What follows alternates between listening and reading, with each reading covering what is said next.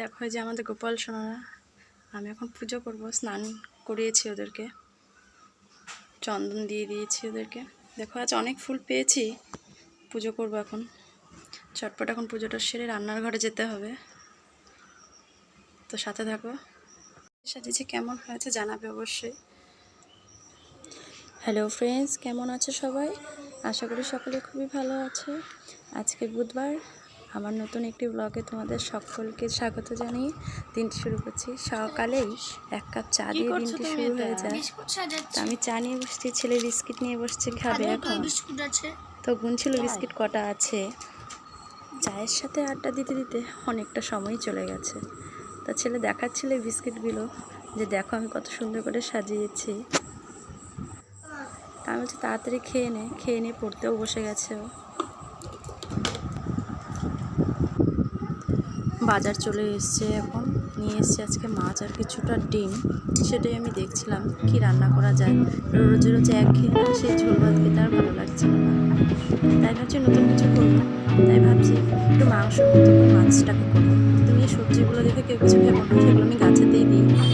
তো মাছটাকে ধুয়ে আমি পরিষ্কার করে হলুদ লবণ মাখিয়ে নিয়েছি। একটা পেস্ট করেছি মিক্সারে। সেটা আছে টমেটো, রসুন কুচি, পেঁয়াজ কুচি। কড়াই বসিয়ে দিয়েছি, তাতে সাদা তেলও ঢেলে দিলাম কিছুটা মাছটা ভাজার জন্য। যেটুকু দরকার ততটুকু তেলটা দিয়েছি।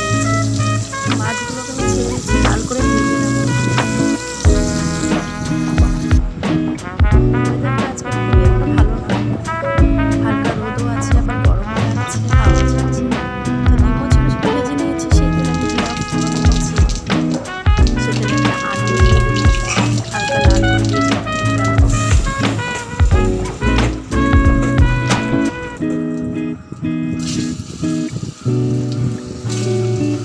আলুগুলো লাল লাল করে ভাজা হয়ে গেলে আমি তাতে হচ্ছে যে পেস্টটা করে রেখেছিলাম মশলা, সেগুলো আমি ঢেলে দেবো।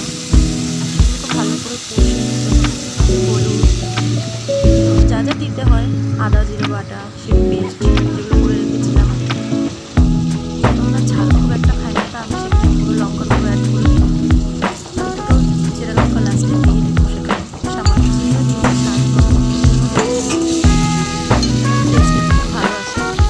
এরকমভাবে করলে আমার ছেলে খেতে খুব ভালোবাসে।